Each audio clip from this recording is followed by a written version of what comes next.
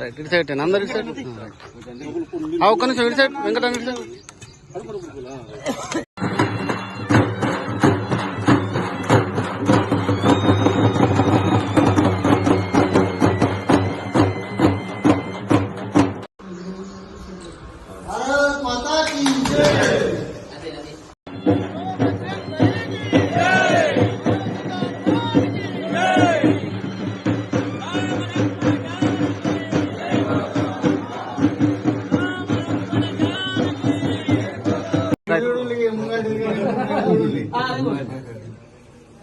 జై శ్రీరామ్. నేను ఏ రోజు కూడా పార్టీ వ్యవహారాలు మాట్లాడు. ఈరోజు కాంగ్రెస్ పార్టీకి సంబంధించిన రాష్ట్ర ముఖ్యమంత్రి అయినా సరే నేను ఏదైనా పాల్గొనాలని వెళ్తే నలుగురి మంచి కొరకు వెళ్తున్నామని మాట్లాడతారు, నలుగురి బాగోగుల గురించి ఆలోచించే వ్యక్తులు మాట్లాడతారు. కానీ రాజకీయాలు చేయడానికి, రాజకీయ తారతమ్యాలు చేయడానికి, రాజకీయ కుట్రలు వల్ల వ్యక్తి కావాలని ఈరోజు స్వయంగా ఒక పార్టీకి సంబంధించిన ముఖ్యమంత్రి మాట్లాడతారు. నేను ఎందుకు ఈ విషయాలు నేను పదే పదే మాట్లాడే ప్రయత్నం చేస్తున్నట్టే, సహజంగా కొందరు అనుకుంటారు ఒక రాజకీయ పార్టీ నుంచి గెలిచినటువంటి వ్యక్తి నేను ఆ రాజకీయ పార్టీకే పరిమితం అనుకుంటాడు, ఆ రాజకీయ పార్టీకి సంబంధించినటువంటి ఓట్లైన వాళ్ళ కొరకే నేను అయినా అనుకుంటాడు.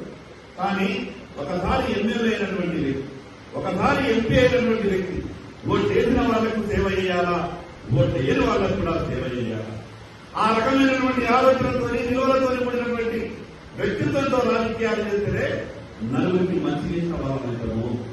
నిజంగా చాలా సంతోషం. ఈ దీపావళి గ్రామానికి సేవ చేసేటటువంటి అవకాశం రావడం, ఈ 30 కాదు, ఈ 30 కాన్సెప్ట్లను తొందరగా సెలెక్ట్ చేసి పూర్తి చేసేటటువంటి ప్రయత్నం చేయండి. భవిష్యత్తులో ఇంకా కూడా కొన్ని నిర్వహిస్తున్న ప్రయత్నం చేద్దాం. ఇంకా మిగిలిపోయినటువంటి కార్యక్రమాలు ఈ గ్రామంలో ఏదన్నా కూడా ప్రయత్నం చేద్దాం. అభివృద్ధి అనేది నిరంతరం జరుగుతుండేటటువంటి ప్రక్రియ. అభివృద్ధి అనేది ఏ ఒక్కరికి అయితే జరిగేది కాదు. గడిచిన స్వతంత్రం వచ్చి 75 సంవత్సరాల కాలంలో అనేక రాజకీయ పార్టీలు ఈ తెలంగాణలో, ఆంధ్రప్రదేశ్ రాష్ట్రంలో అధికారంలోకి వచ్చింది. ఒకరోజు కాంగ్రెస్ పార్టీ అధికారంలో ఉంటే, తర్వాత తెలుగుదేశం పార్టీ అధికారంలోకి వచ్చింది, తర్వాత టీఆర్ఎస్ పార్టీ అధికారంలోకి వచ్చింది. ఈ రోజు కాంగ్రెస్ పార్టీ అధికారంలో ఉందని రేపు ఇంకో పార్టీలో అధికారంలోకి వస్తారు. అధికారాలు అనేది సొంతం కాదు, అధికారం అనేది ప్రజలించే తప్పితే అది దుకాణంలో కొనుక్కునేటటువంటి వస్తువులు కాదు. అందుకే మరొకసారి మీ అందరికీ పేరు పేరున ప్రత్యేకంగా ధన్యవాదాలు తెలియజేస్తా ఉన్నా. ఎక్కడ ఎవరికి ఈ దీపావళి కూడా రావాలి, ఎక్కడ ఏ అవసరం ఉన్నా రైతులకు సంబంధించిన విషయం కావచ్చు, అది ఎస్సీలకు కావచ్చు, ఎస్టీలకు కావచ్చు, బీసీలకు కావచ్చు, ఎవరి ఏ సంబంధించిన ఏ సమూహానికి సంబంధించినటువంటి పనులు కావచ్చు, నేరుగా నాకు చెప్పేటటువంటి ప్రయత్నం చేయండి. నేను నిస్వార్థంగా మీరు సేవ చేయడానికి అన్ని రకాలుగా ఈ గ్రామానికి అభివృద్ధి పథకంలో తీసుకెళ్లాలని ఆలోచన ప్రయత్నం చేస్తానని తెలియజేస్తూ, నేను ఒక మంచి ఆలోచనతో నీతితో విలువలతో కూడినటువంటి రాజకీయాలు చేసి నలుగురికి సాగపడాలన్నటువంటి ఆలోచనతో ముందుకు పోయేటటువంటి ప్రయత్నం చేస్తాను.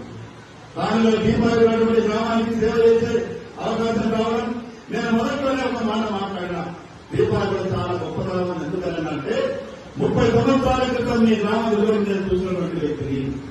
ఆ రోజు 30 సంవత్సరాల క్రితం నేను ఎంపీటీసీగా, ఇండిపెండెంట్ అభ్యర్థిగా మీ గ్రామానికి గెలిచిన మొదటిసారి అడుగుపెట్టినప్పుడు మీ గ్రామస్తులు చూసినటువంటి ఆప్యాయత, ప్రేమని ఈ రోజు కూడా నా కళ్ళ ముందు కనిపిస్తున్నదంటే మీ ఆలోచన విధానం ఎంత గొప్పగా ఉంటుందో నాకు తెలుసు. కాబట్టి ఈ విధమైనటువంటి మాటలు చెప్పేటటువంటి ప్రయత్నం చేస్తాము. ఈ రోజు శంకుస్థాపన ఇదే కాదు, దీన్ని పూర్తి చేసుకున్న తర్వాత ఈ గ్రామంలో మిగతా అభివృద్ధి కార్యక్రమాలు ఏ రాష్ట్రంలో ఉన్నారుగా మీ అందరి తెలుసు. రాష్ట్ర శాసనసభలో అసెంబ్లీలో మీరు ఇచ్చినటువంటి అవకాశం వల్ల, నేను మాట్లాడేటటువంటి మాటల ద్వారా, మీరు ఇచ్చినటువంటి అధికారంతోనే, మనం మాట్లాడినటువంటి మాటల ద్వారా రాష్ట్రంలోనే ఎంతో మంది రైతులకు మేలు జరిగేటటువంటి కార్యక్రమాలు జరుగుతాయి. ఈ యొక్క రైతులకు సంబంధించిన ప్రత్యేకమైన విషయం, చేనులకు పోవాలంటే తోవలేక వర్షాకాలం ఆ బురదలో దిగబడుకుంటూ రైతులు పోతున్నటువంటి బాధని కన్నాలు చూసినటువంటి వ్యక్తిగా ఈ రోజు నేను అసెంబ్లీలో ప్రస్తావించినటువంటి కారణంగా, ప్రభుత్వం ఒప్పుకున్న కారణంగా ఈ రోజు రాష్ట్రం మొత్తం మీద కూడా రైతులు పోయేటటువంటి చేతులకు తోడయ్యాలని ప్రభుత్వం నిర్ణయం తీసుకుంది. ఆ రకంగా ముందుకు పోయేటటువంటి ప్రయత్నం చేస్తాం. చాలా మంది నా సొంత గ్రామంతో నాకు ఏ రకమైనటువంటి అనుబంధం మమకారం ఉండదు. ఆ రకమైనటువంటి అనుబంధ మమకారం వీరపాయగూడ గ్రామంతో కూడా ఉంది. రాజకీయాలలో ఆ రోజు 1990లో మొట్టమొదటిసారిగా నేను ఇండిపెండెంట్ ఎంపీటీసీ చేసిన తర్వాత దీపాయగూడ గ్రామానికి నేను గెలిచిన మొదటిసారి దీపాయగూడ గ్రామానికి వచ్చినప్పుడు సరిగ్గా 30 ఏళ్ల క్రితం దీపాయగూడ గ్రామస్తులు చూసినటువంటి ఆ యొక్క ప్రేమాభిమానాలు, ఒక ఆప్యాయత ఇప్పటికీ నా కళ్ళ పెట్టినట్టు నాకెప్పుడు కూడా కనిపిస్తుంది. ఎంత గొప్ప గ్రామం అంటే మద్యపానం నిషేధం రాష్ట్రంలో ఆ రోజు అమలు చేయకుండా ఉంది. దీపావళి రామయోగుడు గ్రామస్తులు గొప్ప ఆలోచనతో మద్యపానం వల్ల ఏ రకమైనటువంటి నష్టం జరుగుతుందో గొప్ప ఆలోచించి ఆ రోజు గ్రామంలో మద్యపానం నిషేధం విధించినటువంటి గొప్ప గ్రామం దీపావళి గ్రామం. ఈ దీపావళి గ్రామంలో అనేక సందర్భాల్లో రాజకీయాలలో వెలుగుతుంటాయి. కానీ ఏ రోజు కూడా దీపావళి గ్రామానికి నేను వచ్చి నాకు మీ ఆశీర్వాదం కావాలా, మీ సహకారం కావాలనంటే ఆపదలో ఉన్నటువంటి సమయంలో ఈ గ్రామంలో ఆ రోజు భారతీయ జనతా పార్టీ ఎంపీటీసీగా గెలిపించి నాకు గొప్పగా ఆశీర్వదించినటువంటి గ్రామం దీపావళి గ్రామం. మీ అందరి ఆశీర్వాదం వల్ల, భగవంతుడి ఆశీర్వాదం వల్ల ఈరోజు ఆదిలాబాద్ ఎమ్మెల్యేని మీరు ముందుకొచ్చారు. సమాజం మంచి వరకు చేసేటటువంటి కార్యక్రమాలలో ఎక్కడా కూడా ఎటువంటి రాజకీయాలకు పాల్గొన్నారు. ఈ దీపావళి గ్రామంలో కూడా అనేక మంది పేదలు సంవత్సరాల తరబడి ఇల్లు లేనటువంటి పేదవాళ్ళు ఇల్లు రావాలని, ఇల్లు వస్తాయని గొప్పగా ఆశపడతారు చాలా మంది పేదవాళ్ళు. మరి ఇప్పుడు గ్రామం పెద్దది, నేను ఇచ్చేటటువంటి ఇళ్ల సంఖ్య ఎందుకు సరిపోకపోవచ్చు. కానీ మొదటి విడతగా ఒక 30 ఇళ్లని ఈ గ్రామానికి నేను పెద్దలోనే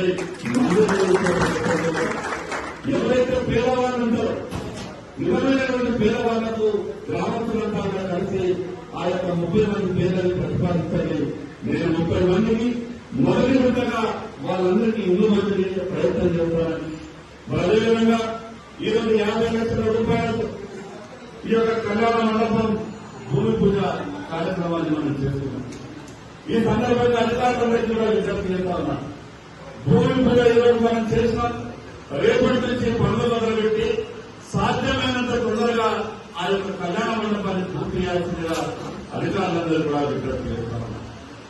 ఈ గ్రామానికి ఎక్కడ ఎటువంటి ఏ అవసరమన్నా అదేవిధంగా శ్మశాన వాటిక పనులు కూడా అసంపూర్తిగా ఉన్నాయని చెప్పి తప్పకుండా ఒక వారం 10 రోజుల్లో ఆ శ్మశాన వాటికి సంబంధించినటువంటి దానికి ఏ అవసరాలు ఉంటాయి నేను మిగతా అధికారులతో మాట్లాడి సాధ్యమైనంత తొందరగా కూడా ఆ యొక్క పనులు పూర్తి చేసే విధంగా ప్రయత్నం చేద్దాం.